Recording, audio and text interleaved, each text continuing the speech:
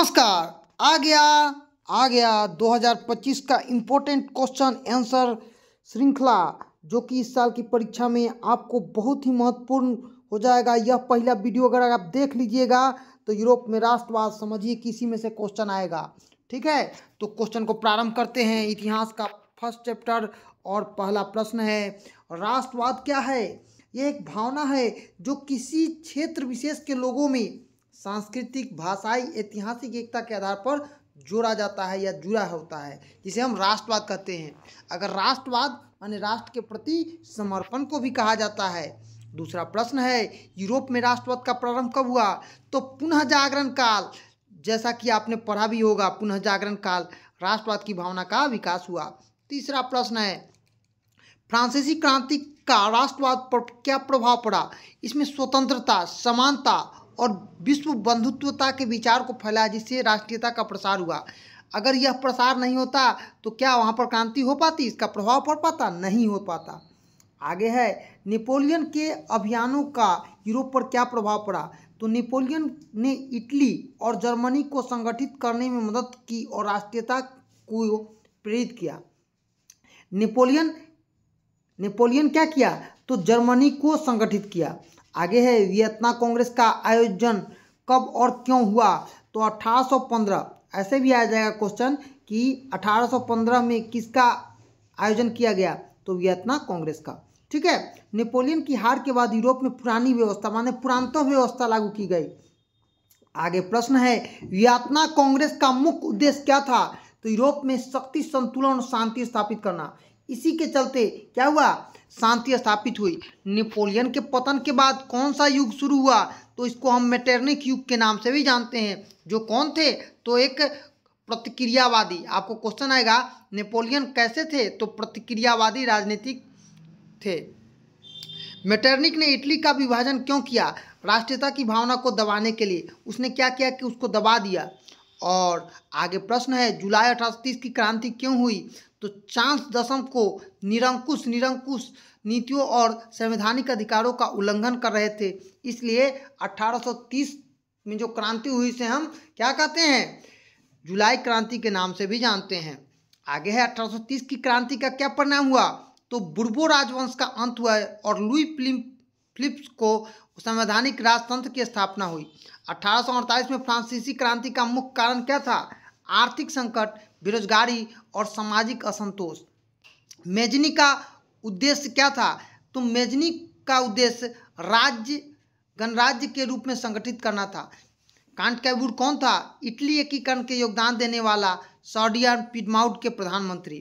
Carbonari संगठन का उद्देश्य क्या है? छापामार युद्ध के माध्यम से इटली को गणराज्य बनाना। गैरिबल्डी कौन था? तो पेशे से नाविक भी था, याद रखिएगा। इटली के क्रांतिकारी नेता और दक्षिण इटली के एकीकरण के प्रमुख योगदानकर्ता। रक्त और लौह की नीति किसने अपनाई थी? बिस्मार्क ने। और जर्मनी के एकीकरण के लिए जलवेरिन क्या है? तो यह व्यापारियों का एक संगठन है। जर्मनी के व्यापारिक क्षेत्रों की आर्थिक एकता स्थापित किया। आपसे आएगा कि जलवेरिन क्या है? तो व्यापारिक संगठन है।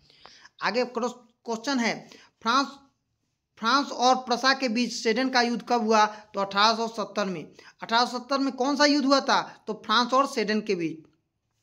आगे है, फ्रैंकफर्ट की संधि का क्या परिणाम हुआ? जर्मनी को एक स्वतंत्र और संगठित राष्ट्र के रूप में मान्यता। यूनान को स्वतंत्र राष्ट्र की घोषणा किया गया 1832 में। आप देखिए लॉन्ग क्वेश्चन में, नेपोलियन ने जर्मनी और इटली के एकीकरण की प्रक्रिया को कैसे प्रभावित किया? नेपोलियन ने जर्मनी और इटली के राज्यों को संगठित किया और सामंतिक व्यवस्था को समाप्त किया। वो जो पुरानी व्यवस्था चल रही थी उसको समाप्त किया। इटली को 3 गणराज्यों में विभाजित करके यातायात और प्रशासनिक सुधार किया। इन कार्यों में राष्ट्रीयता की भावना को प्रेरित किया और एकीकरण के मार्ग को प्रशस्त किया। आगे प्रश्न है, वियतना कांग्रेस का यूरोप पर क्या प्रभाव पड़ा? वियतना कांग्रेस ने यूरोप में पुरानी व्यवस्था जो पुरानी व्यवस्था चल रही थी वह बहाल की और राष्ट्रीय आंदोलन को दबाने का प्रयास किया। इटली और जर्मनी को छोटे छोटे राज्यों में विभक्त कर दिया, मतलब तोड़ दिया। यह कांग्रेस प्रतिक्रियावादी शक्तियों की जीत का प्रतीक था। 1830 की क्रांति का फ्रांस और यूरोप पर क्या प्रभाव पड़ा? तो 1830 की क्रांति में फ्रांस और बुर्बो राजवंश का अंत हुआ और संवैधानिक राजतंत्र की स्थापना हुई। इस क्रांति ने यूरोप में लोकतांत्रिक आंदोलन को प्रेरित किया और राष्ट्रीयता की भावना को बढ़ाया। आगे है 1848 की क्रांति ने मेटरनिक व्यवस्था को कैसे समाप्त किया। तो 1848 की क्रांति को जनता की सशक्त और मेटरनिक को ऑस्ट्रिया छोड़ने को मजबूर किया। इससे प्रतिक्रियावादी राजनीति के स्थान पर लोकतांत्रिक विचार को बढ़ावा दिया। गैरीबॉडी क्या था। तो गैरीबॉडी ने सिसिली और नेपल्स के क्षेत्रों को संगठित कर विक्टर एमनूर को सौंप दिया। उन्होंने अपनी सेना के दक्षिण इटली के एकीकरण में महत्वपूर्ण भूमिका निभाई और गैरीबॉडी पेशे से नाविक भी था। रक्त और लौह की नीति का उद्देश्य और महत्व क्या था। तो बिस्मार्क ने सैन्य शक्ति के माध्यम से जर्मनी को एकीकृत करने के लिए एक नीति को अपनाया। इसका उद्देश्य जर्मन राष्ट्रों को एक मजबूत राष्ट्र बनाना था। जलवेरिन का जर्मनी के एकीकरण में क्या योगदान था। यह आर्थिक संघ था जिसमें जर्मन राज्यों के बीच व्यापारिक बाधाओं को खत्म करके राष्ट्रीयता की भावना को मजबूत किया। नेपोलियन III ने जर्मनी के एकीकरण को कैसे प्रभावित किया। नेपोलियन III ने प्रसा के साथ संधि की और ऑस्ट्रिया के खिलाफ युद्ध में तटस्थता बनाई रखी, जिससे प्रसा को अपने सैन्य अभियानों में सफलता मिली। आगे है यूनान की स्वतंत्रता का महत्व क्या था। यूनान की स्वतंत्रता यूरोप में राष्ट्रवाद की सफलता का पहला उदाहरण था। उसने ऑटोमन साम्राज्य के पतन की नींव रखी और यूरोपीय देशों को प्रेरित भी किया। कांट कैब्यूर ने इटली के एकीकरण की क्या भूमिका निभाई। कैब्यूर ने फ्रांस के साथ सैन्य सहयोग किया और ऑस्ट्रिया को हराया। उन्होंने उत्तरी और मध्य इटली में राज्यों में पीडमाउंट को शामिल किया। आगे है फ्रांस के 1848 की क्रांति का कारण क्या था। तो फ्रांस में उस समय बेरोजगारी थी, भुखमरी थी, असामाजिक असंतोष था, जिसके कारण यह क्रांति आर्थिक सुधार और लोकतांत्रिक सरकार की मांग के लिए 1848 की क्रांति की गई। आगे है बिस्मार्क की कूटनीति का जर्मनी के एकीकरण में क्या महत्व था।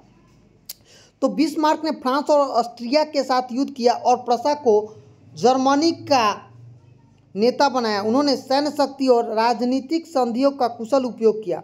मेजनी की भूमिका इटली के एकीकरण में क्या महत्वपूर्ण थी।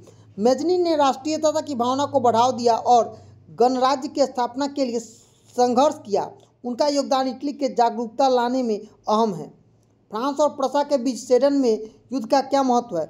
इस युद्ध में प्रसा की जीत ने जर्मनी के एकीकरण को सुनिश्चित किया। फ्रांस की हार ने यूरोपीय राजनीति में जर्मनी को महाशक्ति बनाया। नेपोलियन बोनापार्ट ने इटली और जर्मनी के राष्ट्रीय आंदोलन को कैसे प्रेरित किया। नेपोलियन ने इटली और जर्मनी के राज्यों को संगठित किया और सामंत व्यवस्था को समाप्त किया। उन्होंने यातायात सुधार लागू किया और प्रशासनिक व्यवस्था को मजबूत किया। उनकी विजय ने राष्ट्रीयता की भावना को प्रेरित किया। हालांकि उनके पतन के बाद वियतना कांग्रेस के इन प्रयासों को रोकने की कोशिश की, लेकिन नेपोलियन द्वारा किए गए सुधार अस्थायी प्रभाव डालने में सक्षम थे।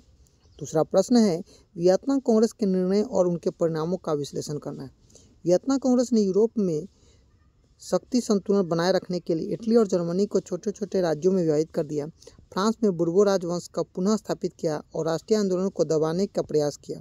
हालांकि यह प्रतिक्रियावादी शक्ति की जीत का प्रतीक था, लेकिन उनके यूरोप में राष्ट्रवाद और लोकतांत्रिक आंदोलन को पूरी तरह से समाप्त कर दिया। 1830 और 48 की क्रांति का यूरोप पर क्या प्रभाव पड़ा। देखिए 1830 की क्रांति में फ्रांस में जो पुरानी राजतंत्र थी, जिसको हम बुर्बो राजवंश कह रहे थे, वो समाप्त की गई और लुई फिलिप्स को सत्ता में लाया गया और यूरोप में लोकतांत्रिक आंदोलन को प्रेरित किया गया। 1848 की क्रांति में मेटरनिक को पद छोड़ने को मजबूर कर दिया और राष्ट्रीय आंदोलन को तेज किया गया। इन क्रांतियों ने इटली और जर्मनी के एकीकरण को मार्ग प्रशस्त किया। इटली के एकीकरण में मेजनी और कांट कैब्यूर की भूमिका के बारे में बताना है। मेजनी की राष्ट्रीयता की भावना जागृत की और राज्य को गणराज्य स्थापित करने के लिए संघर्ष किया।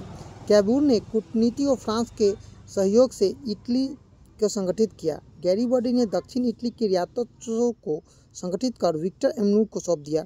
तीनों के प्रयास से इटली का एकीकरण हुआ। जर्मनी के एकीकरण में बिस्मार्क की रक्त और लौह की नीति का महत्व क्या है। तो बिस्मार्क ने सैन्य शक्ति और युद्धों के माध्यम से जर्मनी का एकीकरण किया। उन्होंने फ्रांस और ऑस्ट्रिया के साथ युद्ध कर प्रसा को जर्मन राष्ट्रों का नेता बनाया। उनकी नीतियों ने जर्मनी की एक मजबूत संगठित राष्ट्र में बदल दिया, जो यूरोपीय राजनीति के प्रमुख भूमिका निभाई। 1848 की क्रांति ने इटली और जर्मनी के आंदोलन को कैसे प्रभावित किया। 1848 की क्रांति में मेटरनिक युग का अंत हुआ। राष्ट्रीय आंदोलन की तेजी किया गया और इटली में कैबूर की गैरीबॉडी के एकीकरण की दिशा में कदम उठाए। जर्मनी फ्रेडरिक विलियम और बिस्मार्क जैसे नेताओं ने राष्ट्रीय एकता की आवश्यकता को पहचाना और आंदोलन को संगठित किया।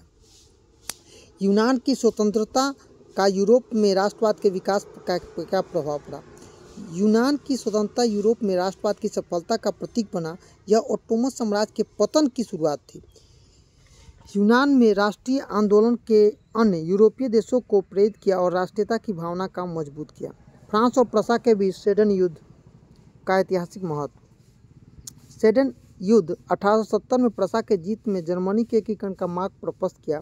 यह युद्ध फ्रांस की हार से यूरोप के शांति संतुलन बदल गया।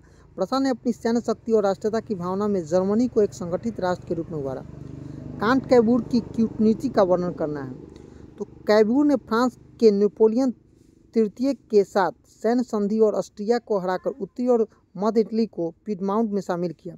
उनकी कूटनीति ही इटली के एकीकरण के लिए मजबूत आधार प्रदान किया। कैबूर ने इटली के राजनीतिक स्थिति को स्थापित करने में मदद किया। आगे है मेटरनिक की नीतियाँ यूरोप में राष्ट्रवाद के उदाहरण को प्रभावित करते हैं।